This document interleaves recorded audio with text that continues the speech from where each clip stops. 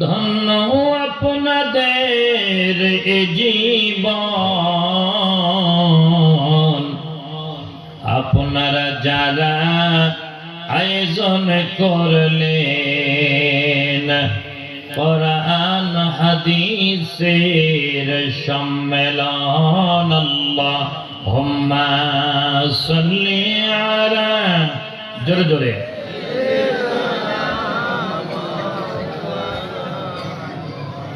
ওয়া আলা আলি সাইয়্যিদিনা।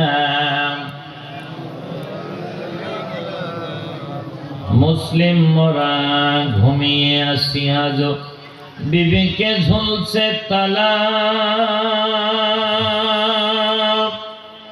রক্ত মোদের হয়েছে শিথিল, পাপে অন্তর কালা। আসছে পথে আধার নেমে, তাই বলে কি রইবি থেমে, বারে বারে জ্বলবে বাতি, হয়তো বাতি জ্বলবে না। তাই বলে তো ভিড়ের মতো বসে থাকা চলবে না। কইরে খালিদ কইরে ওমর, এসেছে নতুন বদর, কইরে তোরা দিগ্বিজয়ী তরুণ মুজাহিদ। এখনো কি গাইতে হবে ঘুম ভাঙানো গীত? আমি মুসলিম, আমি চির সংগ্রামী, আমি চির রণবীর, আল্লাহকে ছাড়া কাউকে মানি না।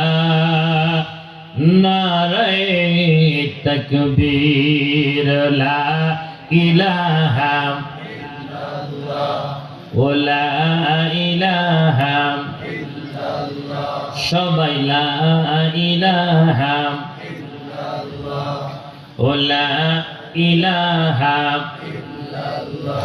আল্লাহু আল্লাহ, আল্লাহু আল্লাহ, আল্লাহু আল্লাহ, আল্লাহ আল্লাহ, ইন্নাল হুকমা ইন্না লিল্লাহ, লা ইলাহা ইল্লাল্লাহ, জোরে লা ইলাহা ইল্লাল্লাহ, ওয়া লা ইলাহা ইল্লাল্লাহ। কে আছো চাও যেতে জান্নাতে, ওরাও সবাই তার বিজয় নিশান, কোরআন মুমিনের সংবিধান। ওরাও সবাই তার বিজয় নিশান, তবেই তো আল্লাহ দিবে জান্নাত। লা ইলাহা লা ইলাহা ইল্লাল্লাহ মুহাম্মাদুর রাসূলুল্লাহ সাল্লাল্লাহু আলাইহি ওয়াসাল্লাম। আল্লাহুম্মা আমিন। রব্বানা যালামনা আনফুসানা ওয়া ইল্লাম তাগফির। বাগেরহাট জেলার বাগমারা তেঁতুলতলা 2 দিন ব্যাপী 11তম বাৎসরিক তাফসীরুল কোরআন মাহফিলের সম্মানিত সুযোগ্য সভাপতি, বিশিষ্ট আলেমে দ্বীন, মুফাসসিরে কোরআন, অত্র মসজিদের সম্মানিত সুযোগ্য খতিব জনাব হযরত মাওলানা মিজানুর রহমান মল্লিক, আল্লাহ রাব্বুল আলামিন তার গোলামের খেদমতটুকু আর শাহজিম পর্যন্ত কবুল করে নিক, বলেন আমিন। মাহফিলের সম্মানিত বরেণ্য প্রধান অতিথি, ঐতিহ্যবাহী বাগেরহাট 2 আসনের মাননীয় জাতীয় সংসদ সদস্য, আপনাদের সকলের অভিভাবক, গার্ডিয়ান শেখ মঞ্জুরুল হক রাহাত, যাকে দেখলে তামিলের নায়কের মতো অনেক সময় লাগে না ভাই? হ্যাঁ, আমার এলাকাতে এই রাহাত ভাইকে নিয়ে খুব আলোচনা হয়, চার দোকানে, এরপরে বাজারে, হাটে ঘাটে খুব আলোচনায়। মানুষটার ভিডিও আমাদের এলাকার মানুষ খুব ভালো দেখে। এমনিতে আপনারা নাম করা, তারপরও আবার এবারে ওখানে এমন এক এমপি বানাইছেন, রাস্তাঘাট যদি একটু কমও করে চেহারাটা দেখলাম তো দিলটা ঠান্ডা হয়ে যাবে, কি তাই না ভাই? আলহামদুলিল্লাহ বলেন। শেখ মঞ্জুর লোকরাহাত অত্যন্ত ভালো কথা বলেন, সংসদকে প্রাণবন্ত ভাবে বক্তৃতা রাখেন। একজন মাত্র বক্তা, একজন মাত্র সংসদ সদস্য, তার বক্তৃতার শেষ দিকে শহীদ শরীফ উসমান হাদি ব্যাপারে আলোচনা রেখেছেন, যা গোটা পৃথিবীতে আলোচিত হয়েছে। আলহামদুলিল্লাহ বলেন। ভাইয়ের কণ্ঠকে গোটা বাগেরহাটবাসীর জন্য নয়, শুধু গোটা দেশের জন্য এক নিয়ামক শক্তিতে আল্লাহ তাআলা রূপান্তরিত করে দিক। আর একটু আসতে বলে না আমি। আমার আগে আলোচনা রেখেছেন ওনার প্রতিনিধি অ্যাডভোকেট সাহেব, আল্লাহ তাআলা তাকে জাতির খেদমত করার সর্বোচ্চ সুযোগ দান করে দিক, বলেন আমিন। আলোচনা রেখে ধন্য করেছেন বাংলাদেশ মাজলিসুল মুফাসসিরিন সম্মানিত বাগেরহাট সদর উপজেলা শাখার সহ সভাপতি জনাব হযরত মাওলানা আব্দুল্লাহ ভাই। আল্লাহ তাআলা ভাইয়ের কণ্ঠ কবুল করে নিক, বলে আমিন। সার্বিক ব্যবস্থাপনায় যিনি দায়িত্ব পালন করেন 11টি বছর, এবছর দিয়ে আমার 5 বার না 6 বার আসা হলো এখানে। 11 বছরের মধ্যে আমি 5 বার কি 6 বার এসেছি, আমার স্মরণ নাই, 5 অথবা 6 হবে। তো 11 বছরের সার্বিক ব্যবস্থাপনায় যিনি আছেন আমার প্রিয় বড় ভাই শেখ রফিকুল ইসলাম, আল্লাহ ভাইয়ের এই খেদমতটুকুন জান্নাতের সর্বোচ্চ মাধ্যম হিসেবে কবুল করুন, বলেন আমিন। মঞ্চে ময়দানে উপস্থিত জাতির জাগ্রত বিবেক, সর্বকালের সর্বযুগের শ্রেষ্ঠ সন্তান, নাইবে রাসূল, আওলাদে রাসূল, হাফেজে কোরআন, মুফতি, মুহাদ্দিস, মুফাসসির, মুহাক্কিক, অনেক মসজিদের সম্মানিত ইমাম, খতিব, মুয়াজ্জিনবৃন্দ, সম্মানিত সুযোগ্য ভাই পরিচালক, সামনে উপস্থিত অত এলাকার দিনদার, মুত্তাকি, পরহেজগার বাবাজিরা, ভাইয়েরা, বিভিন্ন রাজনৈতিক দলের নেতা কর্মীবৃন্দ, পর্দার অন্তরাল অবস্থানরত সর্বগুণে গুণান্বিতা শিক্ষিতা অবলা সরলা মা এবং বোনেরা, বাংলাদেশ সরকার বিভাগের গোয়েন্দা ডিপার্টমেন্টের ভাইয়েরা, আইন শৃঙ্খলা নিয়োজিত সম্মানিত ভাইয়েরা, সাউন্ড সিস্টেমে নিয়োজিত সম্মানিত ভাই, সর্বশেষ এক জাগতা হইদি কোরআন পিপাসু যুবক বৃন্দ, সকলের কাছ থেকে দোয়া নেওয়ার জন্য আমি গুনাহগার আরো একবার সালাম জানাই। আসসালামু আলাইকুম ওয়া রাহমাতুল্লাহি তাআলা ওয়া বারাকাতুহু। আমি জানতে চাচ্ছি আপনারা সকলে কেমন আছেন? আলহামদুলিল্লাহ আলা কুল্লি হাল। আল্লাহ রাব্বুল আলামিন যে হালতে রাখেন, আল্লাহর শুকরিয়া আদায় করা দরকার আছে না নাই? এরপরেও অন্য যে কয়বার এসেছি কথা বলতে গেলে বিভিন্ন সময় মুখে তালা লাগায় রাখতে হতো, ডানে বামে সামনে পিছনে সব দিকে চোখ খোলা রাখা লাগতো। তো এবছরে রফিক ভাই বলেছে যে এই বছর আর কোনো তালাতালি নেই, একবারে খোলাখুলি। তা আমি চিন্তা করলাম, আমি আস্তে আস্তে ভাই যখন বলতেছিল এই কথা, আমি ভাবতেছিলাম যে আল্লাহ, ক্ষমতার চেয়ার কারে কয়? রফিক ভাই তো বিএনপি করে, জাতীয়তাবাদী দলের নেতা, কি তাই না ভাই? ওনার এখন সরকারে পাওয়ারই আলাদা, এখন আর পিছনের ভয় নেই, তাই না ভাই? এরপরও আমরা কথা বলবো একমাত্র মহান আল্লাহ তাআলার খুশির জন্য। কার খুশির জন্য? আল্লাহ তাআলার খুশির জন্য কথা বলবো। আমাদের বক্তৃতা, আমাদের বিবৃতি, আমাদের ইসলামের নসিহা কোনো মানুষের মনে আঘাতের জন্য নয়। আমরা চাই একসাথে জান্নাতে যেতে, বলেন আমিন। আরো জোরে বলেন আমিন। এই জান্নাতি ময়দানে আমরা বসতে পেরেছি, এজন্য আমরা খুশি না বেজার? অল্প না বেশি? এজন্য আকাশ এবং বাতাসকে মুখরিত করে কণ্ঠের সাথে কণ্ঠ লাগায়া সমস্বরে বাগেরহাটের পুরুষোচিত কণ্ঠে চিৎকার দিয়ে বলছি আলহামদুলিল্লাহ। পড়ছি আল্লাহুম্মা গফিরলি ওয়ারহামনি ওয়ারযুকনি ওয়াহদিনি ওয়াফিনি। আল্লাহ তাআলা এই 5টি নিয়ামত আমাদের জন্য বরাদ্দ করে দিক, বলেন আমিন। আরো একবার বলেন আমিন। ভাইরা আমার, কোরআনের ময়দানে, কোরআনের বাগানের জন্য ফুল হিসাবে কবুল করেন যিনি, তিনার নাম কি? আল্লাহ। আল্লাহ রাব্বুল আলামিন বলেন, ওয়াজতাবাকুম ওয়া মা জাআলা আলাইকুম ফিদ-দীনি মিন হারাজ। আল্লাহু আকবার। আল্লাহ তাআলা বলেন, আমি দ্বীনের জন্য যাকে ভালোবাসি তাকে আমি ইসলামের জন্য, দ্বীনের জন্য কবুল করে নিই। সুবহানাল্লাহ। একটু আস্তে বলুন। এই যে ময়দানে বসেছি, কার কথা শুনবো? আল্লাহ। দ্বীনের কথা শুনবো, ইসলামের কথা শুনবো, আল্লাহর বক্তৃতা শুনতে চাই। বলেন আমিন। এই কবুল করেছেন যিনি, তিনার নাম কি? আল্লাহ। এজন্য আর একটু বলা যাবে না আলহামদুলিল্লাহ? আলহামদুলিল্লাহ। শুকরিয়া আদায় করলে নিয়ামত বাড়ে না কমে? বাড়ে। আল্লাহ নবী সাল্লাল্লাহু আলাইহি ওয়াসাল্লাম বলেন, আল্লাহর কোন বান্দা বান্দি যদি আল্লাহর শুকরিয়া একবার আদায় করে, আল্লাহ রাব্বুল আলামিনের রহমত ওই বান্দা বান্দির জন্য 70 গুণ বর্ষণ করে দেয়। একবার শুকরিয়া আদায় করলে 70 গুণ আল্লাহ তাআলা নিয়ামত বাড়িয়ে দেয়। সুবহানাল্লাহ। সম্মানিত ভাইয়েরা, অতএব আমরা সর্ব অবস্থায় যে অবস্থায় থাকি না কেন, শুকরিয়া আদায় করব একমাত্র ওই মহান মুনিবের। তিনার নাম কি? আল্লাহ। আমরা একবার বলেন, নাম কি? আল্লাহ। আল্লাহ রাব্বুল আলামিন বলেন, ওয়াযাক্কির ফাইন্নাদ-যিকরা তানফাউল মুমিনিন।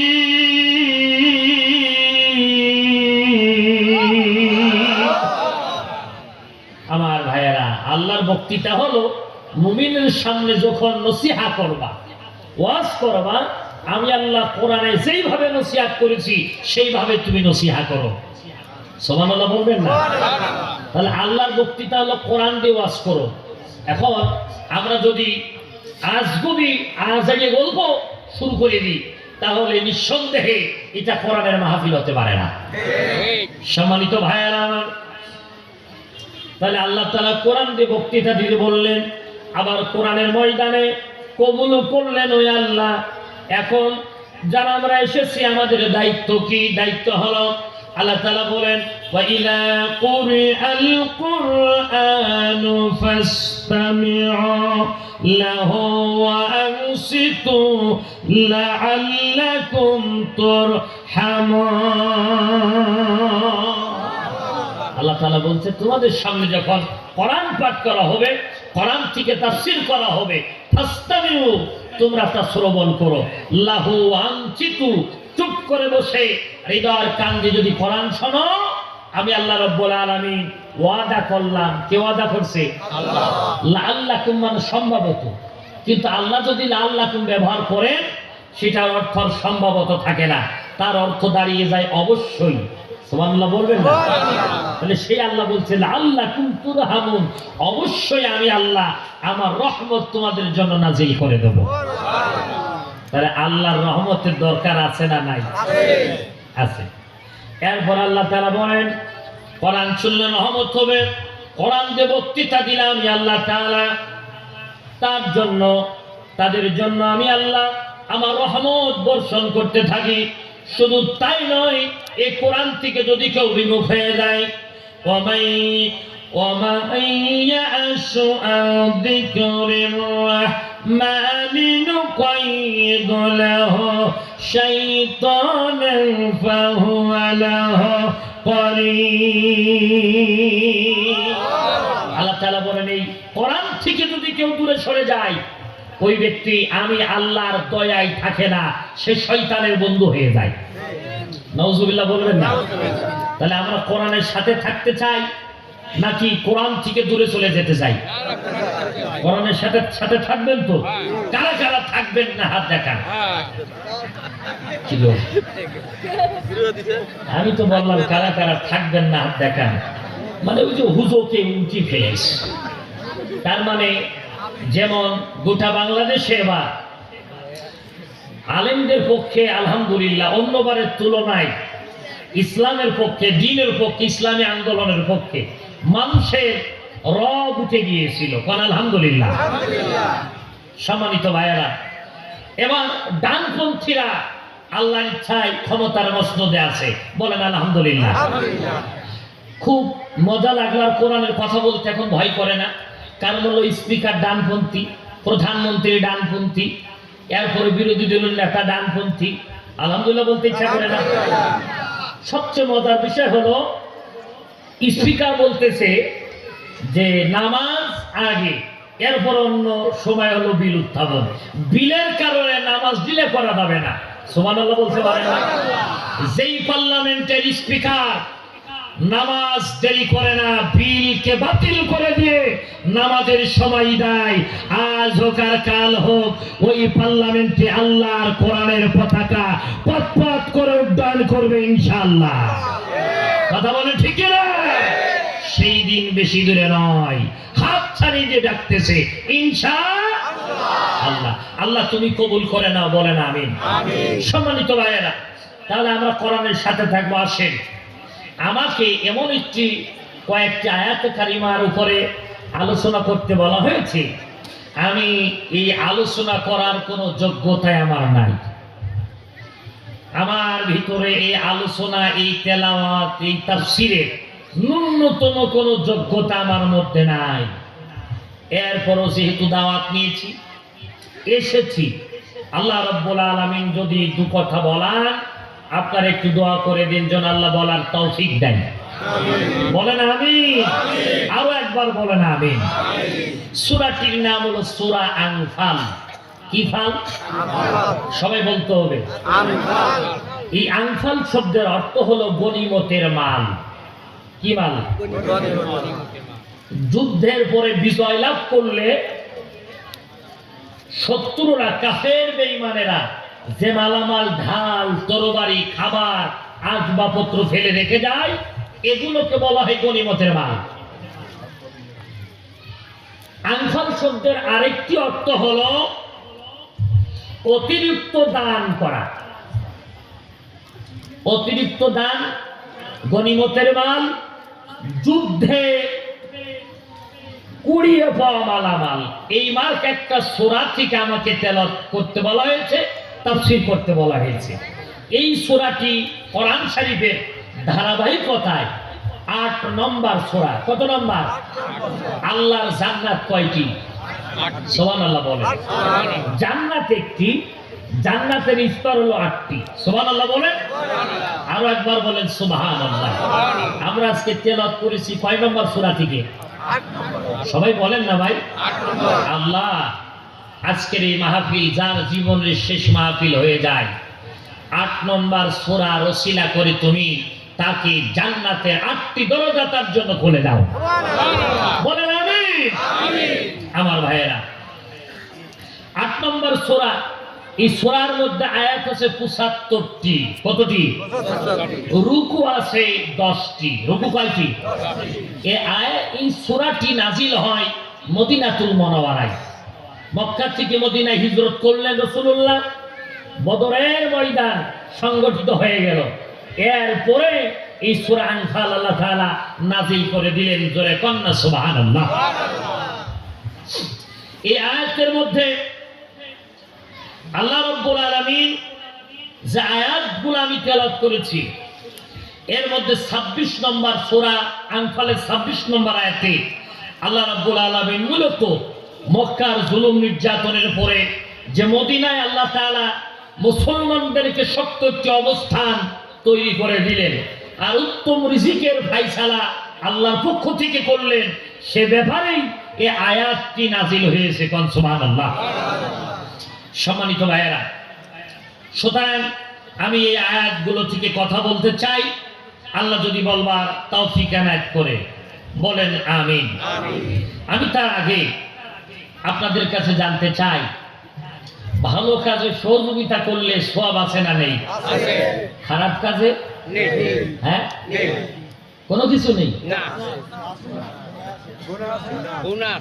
হ্যাঁ, অনেকে মনে মনে চিন্তা করছে সহযোগিতা করলে একটু ঘৃণা। আচ্ছা চিন্তা করেন, এক হাজী সে হজ করেছে, আমার আব্দুল ওহাব্বার মামা, তার জামাই মনে হয় হজে যাবে। জামাই কি কার কথা বললেন? 8 তারিখ। সামনে কিছুদিনের ভিতরে।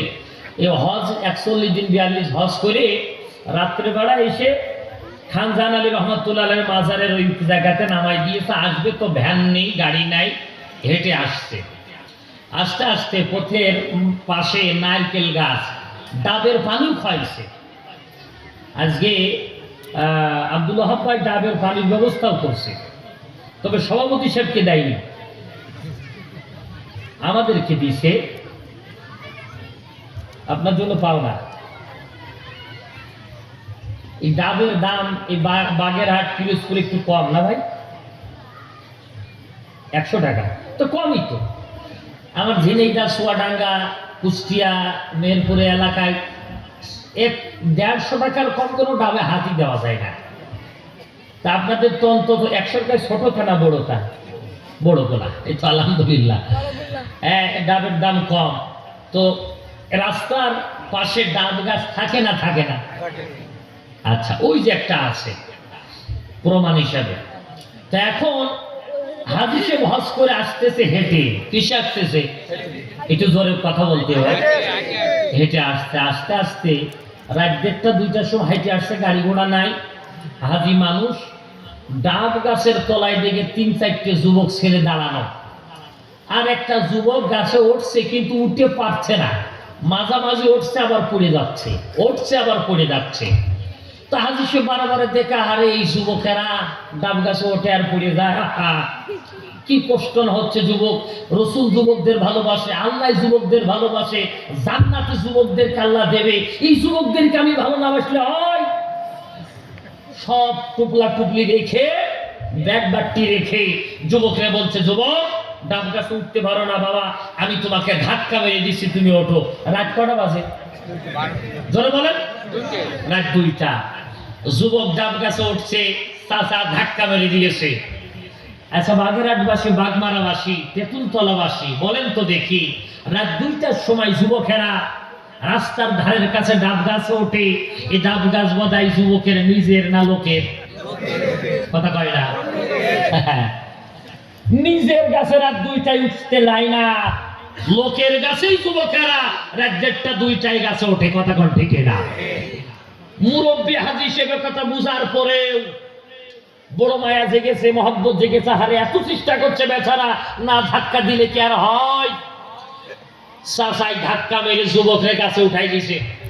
যুবক ডাব গাছে উঠে 3 খান্দি ডাব পড়েছে, 36টা ডাব। কড়া হইল না? হয়েছে না হয় নাই? আরো যারা বলেন কেন হয়েছে? কি দিয়ে ধাক্কা মেরেছে? হাত দেখাই বলেন, হাত দেখাই বলেন, কি দিয়ে ধাক্কা মেরেছে? কি দিয়ে ধাক্কা মেরেছে? এই হাত দিয়ে যদি ধাক্কা মারে, ও ভাই চাচা কিন্তু ডাব খায়নি, চাচা ডাবের পানি মুখে মাখিনি, চাচা চাচির জন্য একটা ডাব নেয়নি, শুধুমাত্র হাত দিয়ে ধাক্কা মেরে যুবকের গাছের মাথায় উঠার ব্যবস্থা করে দেওয়ার কারণে এই ডাব 36টা যুবকেরা খেয়ে যেই গুনাহ করলো, চাচার হাতের ধাক্কা পেয়ে গাছের মাথায় যাওয়ার কারণে যুবকদের যেই গুনাহ হলো, চাচার আমলনামায় সেই গুনাহ হলো।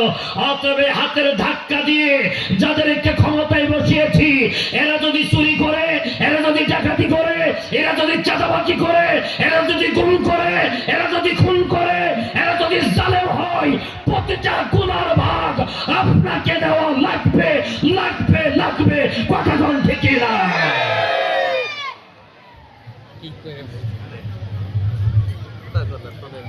না লাগবে। সম্মানিত ভাইয়েরা আমার, তারই খারাপ কাজে ধাক্কা মারলেও গুনাহ, ভালো কাজে ধাক্কা মারলেও সওয়াব। সুবহানাল্লাহ বলবেন না? সম্মানিত ভাইয়েরা আমার, ইতিপূর্বে যা ঘটে গেছে, আজকে যখন বুঝলাম এই হাতের ধাক্কাই যদি কোনো চোরকে কাছে উঠাই সহযোগিতা করা হয়, গুনাহ আমলনামায় হয় না? হয় না? আরো জোরে বলেন, হয় না? হয় না? অতএব আমি বাগমারা তেঁতুলতলাবাসীর কাছে জানতে চাই, এই হাতের ধাক্কা দিয়ে, এই হাতের সিল দিয়ে আগামীতে কোনো চোর, বাটপার, চাঁদাবাজ, কোনো সন্ত্রাস, কোনো ফেজিবাজ, কোনো জালেম স্বৈরাচারকে এই হাত দিয়ে আর ক্ষমতার মস্ততে যেতে দেব না, দেব না। কারা কারা রাজি আছেন? দোয়া আল্লাহকে দেখায় দেন। আল্লাহ কবুল করুন, জোরে বলেন আমিন। আরো জোরে বলেন আমিন। রফিক ভাই কি হাত তুলেছে? আচ্ছা, তুললি হইল, রফিক ভাই না তুলুক, ওনার সভাপতি তো তুলতেছে। আমার এক দাদা ছিল, নাম তার মন্তেজ মন্ডল। তো এ বলতো যে দাদা যাই খাও আর তাই খাও, তুমি মৌলবী মানুষ, তুমি ভালো আমল করো, আমি না একটু কুমা আমলই করি, তো কিয়ামতের দিন তোমার প্রাণ আমি কি ছাড়বো না। এখন আমি বললাম দাদা যার যার আমল তার তার করে কবরে যাওয়া লাগবে। কারণ রাসূল সাল্লাল্লাহু আলাইহি ওয়াসাল্লাম তার নিজের কন্যা ফাতিমাকে ডাক দিয়ে বলল, মেয়ে কিয়ামতের দিন তুমি যে আমার কন্যা, এই পরিচয় দিয়ে জান্নাত পাওয়ার কোনো সুযোগ নাই, নিজের আমল দিয়ে নিজেকে জান্নাতে যাওয়া লাগবে। কথা বলেন ঠিক না? সম্মানিত ভাইয়েরা, যে আয়াত কারিমা আমি আপনাদের সামনে তেলাওয়াত করেছি, এটি একটি বর্তমান প্রেক্ষাপটের উপরে গুরুত্বপূর্ণ একটি আয়াত। এই আয়াত যারা সিলেক্ট করে দিয়েছেন, এই আলোচনা যতক্ষণ হবে তাদের আমলনামায় নেকি যেতে থাকবে। জোরে কান সুবহানাল্লাহ। এই মাহফিল যার দ্বারা শুরু হয়েছে তার আমলনামায় সব যেতে থাকবে। সুবহানাল্লাহ বলেন। সম্মানিত ভাইয়েরা আমার, আয়াতে কারিমা হলো 26। আল্লাহ রাব্বুল আলামিন বলেন, আমার সাথে সবাই পড়েন, আউযু বিল্লাহি মিনাশ শাইতানির রাজিম, বিসমিল্লাহির রাহমানির রহিম। বিতাড়িত শয়তান থেকে আল্লাহ তাআলার কাছে পানাহ চেয়ে নিলাম। দয়াময় আল্লাহ তাআলার রহমত আমরা কামনা করি, বলেন আমিন। আল্লাহ তাআলা বলেন, ওয়াযকুরু ইযা আনতুম কলিলুম মুস্তাদআফুন। আল্লাহ তাআলা বলতে তোমরা স্মরণ করো যখন তোমরা ছিলে অল্প সংখ্যক এবং পৃথিবীতে তোমরা ছিল বড্ড দুর্বল। এরপর আল্লাহ বলেন, ফিল আরদি তাখাফুনা আইয়াতাখাত্তাফাকুমুন নাস। এরপর আল্লাহ তাআলা বলছেন, তোমরা আশঙ্কা করতে যে মানুষ তোমাদেরকে কখন না জানি তুলে নিয়ে চলে যায়, কখন না জানি ধরে নিয়ে চলে যায়, কখন না জানি তোমাদেরকে গুম করে ফেলায়, আটকিয়ে ফেলায়, জেলে বন্দি করে ফেলায়, এই আশঙ্কা তোমরা করতে। এরপর আমি আল্লাহ কি করলাম, ফাআওয়াকুম ওয়া আইয়াদাকুম বিনাসরিহি। জোরে বলেন আল্লাহু আকবার। এরপরে আমি আল্লাহ তাআলা তোমাদেরকে আশ্রয় দিয়েছি নিজের, আমি আল্লাহ তাআলা নিজে তোমাদেরকে সাহায্য করেছি, তোমাদের শক্তি মজবুত করে দিয়েছি। জোরে কান সুবহানাল্লাহ। এরপর আল্লাহ বলেন, ওয়া রাযাকাকুম মিনাত তাইয়্যিবাতি লাআল্লাকুম তাশকুরুন। আর তোমাদের উত্তম রিজিকের ব্যবস্থা আমি আল্লাহ তাআলা করে দিয়েছি। একবার জোরে বলা যাবে না সুবহানাল্লাহ? কি জন্য করলাম? যাতে তোমরা আমার কৃতজ্ঞতা জ্ঞাপন করো, লাআল্লাকুম তাশকুরুন, যাতে তোমরা আমাকে আমার কৃতজ্ঞতা জ্ঞাপন করো। এই জন্য আমি আল্লাহ তাআলা তোমাদেরকে দুর্বল থেকে সবলে রূপান্তরিত করলাম, নির্যাতনের জুলুমের স্থান থেকে তোমাকে ভালো স্থানে নিয়ে গিয়ে দিলাম, শক্ত জায়গা তোমাকে দিলাম। খাবার ভালো ছিল না, খাবারের ব্যবস্থা করে দিয়েছি। সুবহানাল্লাহ বলতে পারেন না? এরপরে আমি আশা করি তোমরা আমার কৃতজ্ঞতা, আমার শুকরিয়া তোমরা যেন বেশি বেশি আদায় করো। সুবহানাল্লাহ। সম্মানিত ভাইয়েরা, আয়াত নাজিল হয় মক্কার জুলুম নির্যাতনের পরে, মদিনাতুল মুনাওয়ারায় হিজরতের পরে, বদরের ময়দানে গনিমতের মালামাল যখন পেয়ে গেল, বদরের ময়দানের পরে যখন মুসলমানরা বিজয় লাভ করলো। আচ্ছা, বদরে মুসলমানদের সৈন্য বেশি না কাফেরদের সৈন্য বেশি? কাফেরদের কয় হাজার? হাজার হাজার না, 1000। কয় হাজার? কাফের 1000 আর মুসলমান কয় হাজার? 313 জন। সুবহানাল্লাহ বলেন। কাফেরদের জায়গা ছিল শুকনা, যেমন গতকালকে বৃষ্টি হয়েছে, অনেক জায়গা কিন্তু ওই ভিজা আছে, কিন্তু আলহামদুলিল্লাহ আপনাদের বাগমারার এই ময়দান বড্ড উর্বর ভূমি, তো বাইরে হওয়ার কারণে পানি নাই, আলহামদুলিল্লাহ বলেন। শুধু এটাও নয়, এখানে মাহফিল হবে সেই বন্দোবস্ত, সেই ব্যবস্থা একমাত্র করেছেন যিনি, তার নাম কি? আল্লাহ তাআলা। সম্মানিত ভাইরা, তো কাফেররা যেখানে দাঁড়িয়েছিল, যেখানে তাবু গেড়েছিল, সেই জায়গাটা ছিল শুকনা, আর মুসলমানরা যেখানে তাবু ছিল সেই জায়গাটা ছিল কাদায় জর্জরিত, ভিজা, পিছলা। কাফেরদের সৈন্য ছিল 1000, মুসলমানদের ছিল 313 জন। কাফেরদের ছিল অস্ত্র শস্ত্র বেশি, মুসলমানদের অস্ত্র শস্ত্র ছিলই না, খাজুরের দাম। কাফেরদের সৈন্য ছিল যা সব প্রশিক্ষণ প্রাপ্ত, আর মুসলমানদের সৈন্য কোনো প্রশিক্ষণই ছিল না। এই বদরের ময়দানে বিজয় লাভ করেছিল কাফেরেরা না মুসলমানেরা? আর একটু জোরে বলেন। বিজয় লাভ করার পরে একটু ফুরফুরে মিজাজ থাকে না? থাকে না? যেমন এখন জামাত ইসলামের ভাইদের একটু ফুরফুরে মিজাজ আছে, বিএনপির ভাইরা তো আর নিচের দিকে তাকাতেই চাচ্ছে না। ঠিক বললাম না ভুল বললাম? এমন ভাবসাব হচ্ছে যে মনে হচ্ছে যে 17 বছর নামে কিছু ছিলই না। কথা বল না, এক বালিশি মাথা দিয়ে ঘুমাইল 17 বছর স্বামী আর স্ত্রী। গল্প বলবো না থাকবে? স্বামী স্ত্রী এক বালিশি মাথা দিয়ে 17 বছর ঘুমাইল। ঘুমানোর পরে স্ত্রী হঠাৎ করে পরকিয়া করে স্বামীরে ডিভোর্স দিয়ে আর এক জায়গায় ঘর বাঁধলো, ঘর করলো, তাতে আপত্তি ছিল না স্বামী, যে তুই কিছিস যা, আমি আর একটা নিয়ে আসবো। ফকিরের এক দরজা বন্ধ, আরো দরজা খোলা, আমি হালাল পন্থায় আর একটা নিয়ে আসবো, তুই হারাম পন্থায় গেলি যা। কিন্তু কষ্টের বিষয় হলো, পরকিয়া গেলি তো গেলি, বাজারের মোড়ের ঘরে যে হয় আমার স্বামী ভালো না, ওর চলা হাঁটা ভালো না, ওর তাকানো ভালো না, ওর কথা ভালো না, ও খাদ্য দেয় না ভালো, ও পত্তি দেয় না ভালো, ও মাস্তি দেয় না ভালো, ও ঘুমাতি দেয় না ভালো, ওর ঘরের চাল ভালো না, ওর ঘরের চাইল ভালো না, ওর ঘরের চুলো ভালো না। স্বামী বেচারা বাজারের মোড়ে যে যখন এই গল্প শোনে, তখন এই দুঃখে কষ্টে আর কিচ্ছু না কই, শুধু মোড়ের পারে হাত দুটো বগলের ভিতরে দিয়ে কয়, আহারে বেচারি, 17 বছর এক বালিশে মাথা দিয়ে ঘুমালাম, বেটি তোর মন চিনলাম না। কথা বল দেখা, 17টা বছর এক বালিশে মাথা দিয়ে ঘুমানোর পরে স্ত্রী পরকিয়া করে অন্য জায়গায় গিয়ে যদি স্বামীর নামে বদনাম দেয়, স্বামীর নামে বিভিন্ন তকমা লাগায়, এই স্ত্রী ভালো না খারাপ? আরো জোরে বলেন, ভালো না খারাপ?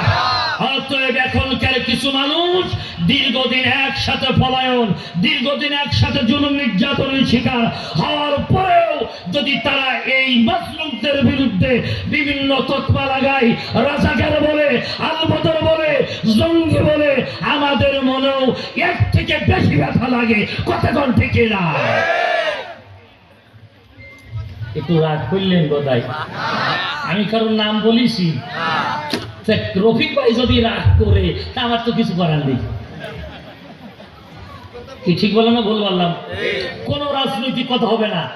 সম্মানিত ভাইয়েরা, আসেন, মক্কাতুল মুকাররমায় জুলুম নির্যাতন একের পরে এক।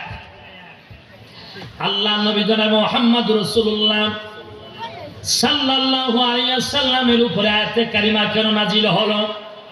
বিশ্ব নবীকে স্মরণ করিয়ে দিন। আল্লাহ নবী হে, স্মরণ করো যখন তোমার ছিল অল্প সংখ্যক মানুষ, বেশি মানুষ ছিল না, দুর্বল মানুষেরা ঈমান এনেছিল। তার মধ্যে অন্যতম ছিল হযরত খাব্বাব রাদিয়াল্লাহু তাআলা আনহু। খাব্বাব ইবনে আরাত রাদিয়াল্লাহু তাআলা আনহু আল্লাহ নবী মক্কার খানা কাবার চত্বরের এক কর্নারে মাথার তলায় চাদর দিয়ে বিশ্ব নবী ঘুমানো। হযরত খাব্বাব ইবনে আরাত রাত্রে বেলা জ্যোৎস্না রাত নবীর কাছে এসে বলে, ইয়া রাসূলুল্লাহ, ইয়া হাবিবাল্লাহ, ওগো নবীজি, আপনি কি আমাদের জন্য দোয়া করবেন না? এই হাদিসটি আমি বলতেছি সহিহ বুখারী শরীফের 3612 নম্বর হাদিস। হযরত খাব্বাব রাদিয়াল্লাহু তাআলা আনহু রাসূলের কাছে এসে বলে, ইয়া রাসূলুল্লাহ, ইয়া হাবিবাল্লাহ, আপনি কি আমাদের জন্য দোয়া করবেন না? নবীজি বলে, খাব্বাব, কি দোয়া করতে বলো? হযরত খাব্বাব বলেন, নবীজি গো, মার খেতে খেতে শেষ হয়ে গেল। হযরত খাব্বাব নিজের পিঠ থেকে চাদরটা সরিয়ে দিলেন, পিছন দিকে ঘুরলেন। নবীজি আমার খাব্বাবের পিঠের দিকে তাকায় দেখে চামড়াগুলো ভেদ করে হাড্ডিগুলো দেখা যেতেছে। ওগো নবীজি, আমি খাব্বাবকে আগুনের আংরার উপরে শোয়াই দিয়েছে। জ্বলন্ত আগুনের উপরে যখন শোয়াই দিল, আংরার উপরে আমার পিঠের চামড়া পুড়ল, গোস্ত পুড়ল, চর্বি দিয়ে গলে গলে গলে গলে আগুনগুলো নিভে গেল। এরপর আমাকে ছাড়া হলো। আমার একটা মাত্র অপরাধ, আমি ঈমান এনেছি, আমি তাওহীদের কথা বলি। আল্লাহর জমিনে আল্লাহর দ্বীন চলবে, আল্লাহর জমিনে আল্লাহর কোরআন চলবে। কারোর বাপ দাদার আইন দিয়ে রাষ্ট্র চলবে না। একমাত্র আল্লাহর ইবাদত করব, একমাত্র আল্লাহর আইন চলবে, আল্লাহর বিধান চলবে, আর কারো আইন চলবে না। এই অপরাধে আবু জাহেল, আবু লাহাব, সাইবা আমাকে আগুনের আংরার উপরে শোয়া আমার এই পরিণতি করলো। কিছু সাহাবীর সঙ্গে নিয়েছে হযরতে খাব্বাব। হযরতে খাব্বাব রাদিয়াল্লাহু তাআলা বলেন, নবী গো, আপনি একটু আল্লাহর কাছে হাত তোলেন, আল্লাহ যেন আমাদেরকে সহযোগিতা করে। বিশ্ব নবী বলে, খাব্বাব, এখনো তো সেই সময় আসে নাই। ও খাব্বাব, তুমি কি জানো, এমন সময় ছিল আমাদের আগের যেই নবীগণ, তাদেরকে মাটি গর্ত করা হতো, গর্তের মতো তাদের বসানো হতো, মাথার উপরে করাত দিয়ে এফড় ওফড় করে ফেলা হতো। শুধু তাই নয়, লোহার সেরনি দিয়া তাদের শরীর থেকে, হাড্ডি থেকে মাংসগুলো আলাদা করে ফেলা হতো। এরপরেও তারা ঈমান ত্যাগ করত না। এরপরেও তারা আল্লাহর দ্বীনের পথ থেকে এক চুল পরিমাণ সরে যেত না। একবার জোরে জোরে বলা যাবে কি আল্লাহু আকবার? ও খাব্বাব, বড় তাড়াহুড়ো করো না, বড্ড তাড়াহুড়ো করো না রে খাব্বাব। আমি বলতেছি, সেই দিন আর বেশি দূরে নয়, যেই দিন দিন কায়েম হয়ে যাবে, ইসলাম প্রতিষ্ঠিত হয়ে যাবে। খাব্বাব রে, ওই দিন সানা থেকে হাদ্রামাউত পর্যন্ত লোকেরা রাতের আধারে চলাচল করবে, কিন্তু তাদের অন্তরে এই দুনিয়ার কোনো মানুষের ভয় থাকবে না। একমাত্র ইল্লাল্লাহ, আল্লাহর ভয় ব্যতীত আর কারো ভয় তাদের অন্তরে থাকবে না। একবার জোরে জোরে বলা যাবে কি আল্লাহু আকবার? আমার ভাইয়েরা, রাসূলুল্লাহ খাব্বাবকে বলছে, খাব্বাব, সেই দিন আর বেশি দূরে নয়। ও খাব্বাব, একটু ধৈর্য ধরো, একটু মার খাও, একটু জুলুম নির্যাতনের শিকার হও, দিন ইসলাম ইনশাআল্লাহ প্রতিষ্ঠিত হবে। সেই দিন তোমরা সানা থেকে হাদ্রামাউত পর্যন্ত রাতের আধারে হেঁটে চলে যাবে, কোনো মানুষের ভয় কোনো মানুষের অন্তরে থাকবে না। সুবহানাল্লাহ বলতে পারেন না? মানুষের অন্তরে যদি মানুষের ভয় না থাকে, একমাত্র ভয় থাকবে কার? আরো জোরে বলেন কার? আল্লাহর ভয় নিয়ে মানুষ চলাচল করবে। সম্মানিত ভাইয়েরা আমার, এরপরে মক্কাতুল মুকাররমার যে জুলুম নির্যাতন, এর মধ্যে অন্যতম ছিল হযরতে বেলাল রাদিয়াল্লাহু তাআলা।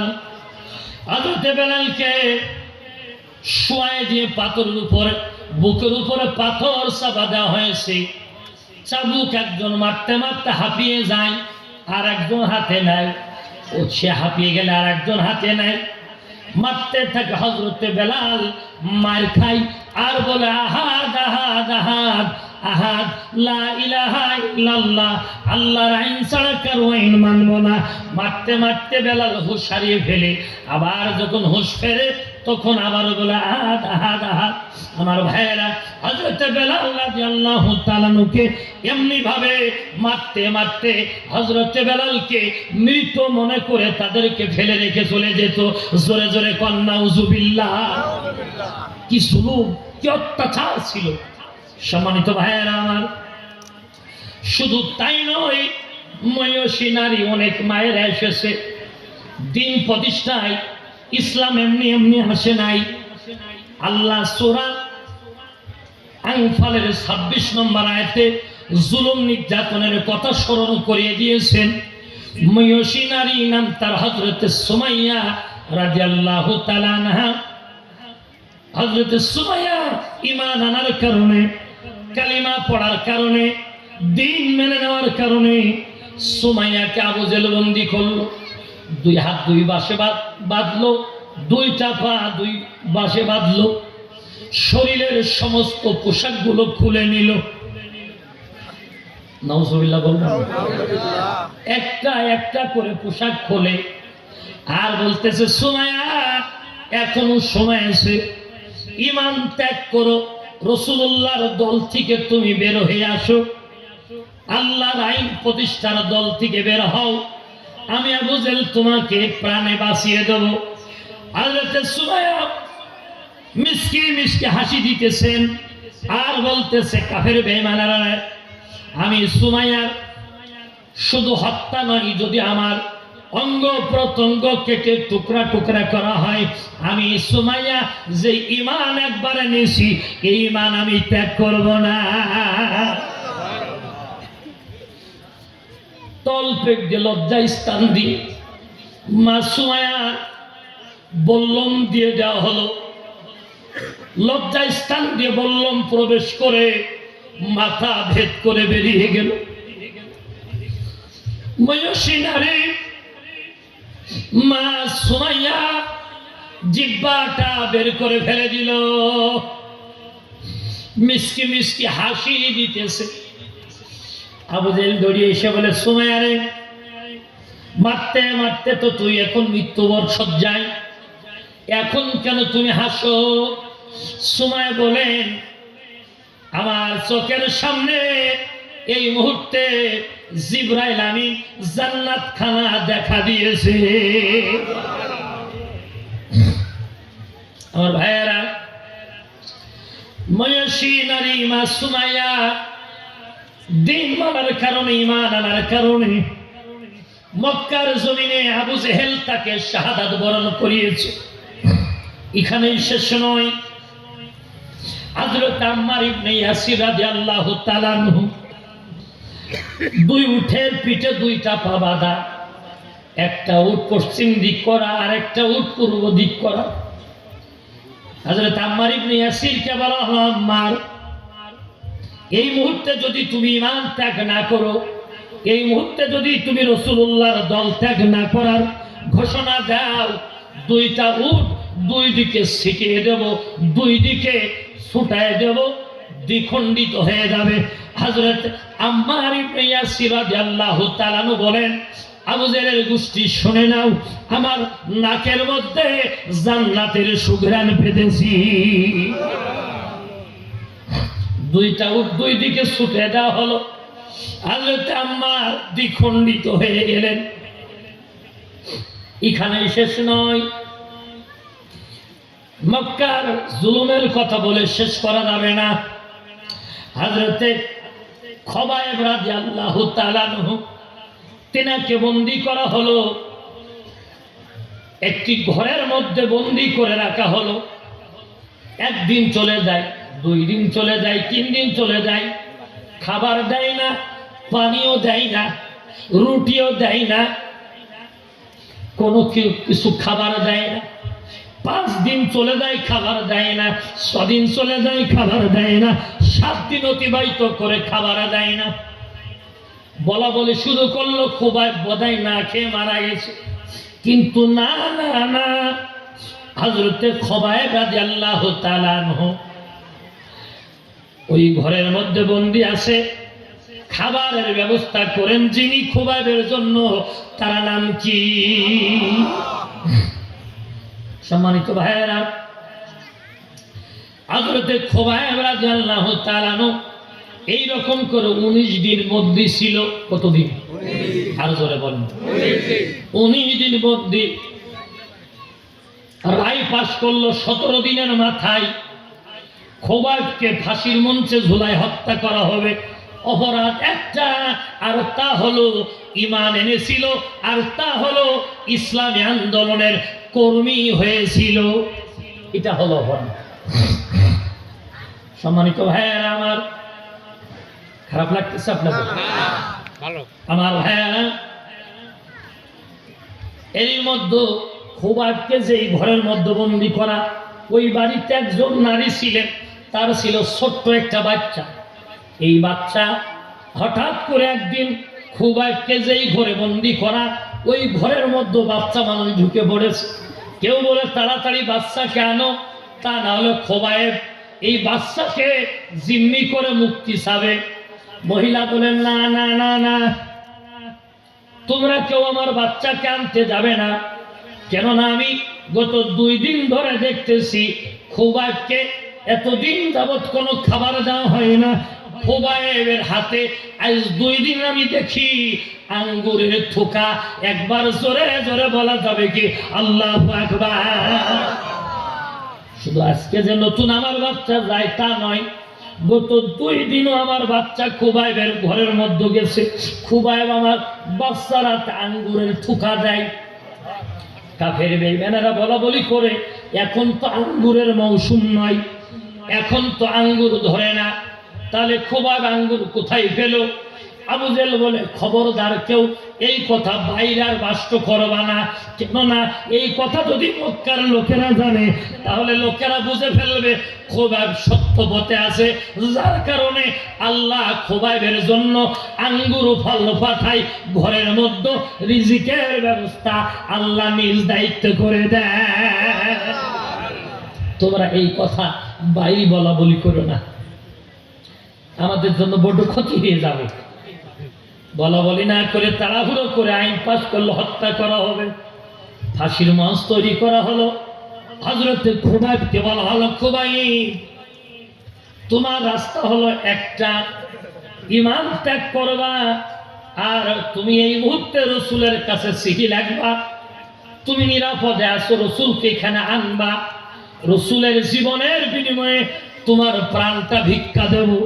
হযরতে খোবাইব 2 চোখের কোনা দিয়ে পানি ছেড়ে দিয়ে বলে, ও আবু জেহেল শোনো শোনো, আমার জীবন যাই যাক, আমি আমার জীবনের বিনিময়ে হলেও রসুলের একটি পায়ের তলায় একটু গাছের কাঁটা ফুটুক, এটা আমি খোবাইব বরদাস্ত করতে পারবো না। রসুলের প্রতি হযরতে খোবাইবের কি ভালোবাসা, কি মহব্বত! আমার ভাইয়া, হযরতে খোবাইবকে হত্যা করা হবে। একটু জিকির করি, লা ইলাহা ইল্লাল্লাহ করা হবে, হত্যা করা হবে। আবু জেহেল রাগান্বিত হয়ে খোবাইবকে বলছে, খোবাইব তোমাকে তো ফাঁসিতে ঝোলাবো, তোমার শেষ ইচ্ছা কি? বলে, আমার শেষ ইচ্ছা আমি 2 রাকাত নামাজ আদায় করবো। সুবহানাল্লাহ বলবেন না? হযরতে খোবাইবই মৃত্যুর আগে নামাজের যে রেওয়াজ, এটা হযরতে খোবাইব শুরু করে দিয়ে যায়। জোরে কন্যা সুবহানাল্লাহ। আমার ভাইয়েরা, হযরতে খোবাইব বলেন, আবু জেহেল 2 রাকাত নামাজ আমি আদায় করতে চাই, আমাকে উজুর পানি দেওয়া হোক। উজুর পানি দেওয়া হলো। উজু করে হযরতে খোবাইব নামাজে দাঁড়িয়ে গেলেন। শত শত ইহুদি মুশরিকেরা দাঁড়িয়ে দাঁড়িয়ে দেখতেছে। হযরতে খোবাইব প্রথম রাকাত একটু লম্বা করলেন, দ্বিতীয় রাকাত তাড়াহুড়ো করে শেষ করে ফেললেন। জিজ্ঞেস করলো, খোবাইব প্রথম রাকাত লম্বা করলে, দ্বিতীয় রাকাত তাড়াহুড়ো করে শেষ করলে, বুঝলাম না তো। হযরতে খোবাইব বলেন, প্রথম রাকাত আমি এত মজা পাচ্ছিলাম, দ্বিতীয় রাকাত আমি মজা পেতেছিলাম, কিন্তু আমার হঠাৎ করে মনে হয়ে গেল আমার তো মৃত্যুদণ্ড পাশ হয়ে গেছে। আমি যদি নামাজে বেশি দেরি করি কাফের বেঈমানেরা বুঝবে মৃত্যুর ভয়ে আমি নামাজ লম্বা করে দিয়েছি। এই কারণে আমি তাড়াতাড়ি করে নামাজ সংক্ষেপে করলাম, নামাজ শর্ট করে আমি আমার নামাজ শেষ করলাম। আমার ভাইয়েরা, হযরত খুবাইবের এই কথা যখন চলতেছিল, আবু জেল রাগান্বিত হয়ে তীর মেরে দিল, বল্লম মেরে দিল। বল্লম গিয়ে হযরত খুবাইবের পেটে ঢুকে গেল, এ বড় বড় হয়ে গেল। বল্লমটা টান মেরে বের করা হলো, নাড়িটা বল্লমের মাথায় বেঁধে গেল। হযরত খুবাইব জিহ্বা বের করে দিয়ে দুটো হাত আল্লাহর কাছে তুলে দিয়ে বলে, আল্লাহুম্মা আহসিহিম আদাদান ওয়াকতুলহুম বাদাদান ওয়ালা তুবকি মিনহুম আহাদা। একবার জোরে জোরে বলা যাবে কি আল্লাহু আকবার? হযরত খুবাইব হাত তুলে বলছে, আল্লাহ, এইখানে যত মানুষ দাঁড়িয়ে দাঁড়িয়ে আমার নির্যাতন করা দেখলো, একটু বাধা দিল না, একটু প্রতিহত করলো না, কেউ বাধা দিল না। আল্লাহ আমারে মারা দেখলো, কেউ আমার পক্ষে দাঁড়াইলো না। আল্লাহুম্মা আহসিহিম আদাদান ওয়াকতুলহুম বাদাদান। আল্লাহ আমার কতল করলো, সবাই দেখলো, বাধা দিল না। আমি তোমার কাছে ফরিয়াদ জানালাম, আমি মাজলুম মানুষ, তোমার কাছে দোয়া করলাম। ওয়ালা তুবকি মিনহুম আহাদা। একটাকেও তুমি ছাড়ো না, একটারেও তুমি ছাড়ো না, সবাইরে তুমি ধ্বংস করিয়ে দাও। একবার জোরে জোরে বলা যাবে কি আল্লাহু আকবার? হযরত খুবাইব এই দোয়া করলেন। ভাইরা আমার, খুবাইব শাহাদাত বরণ করলেন, কিন্তু মজার কথা হলো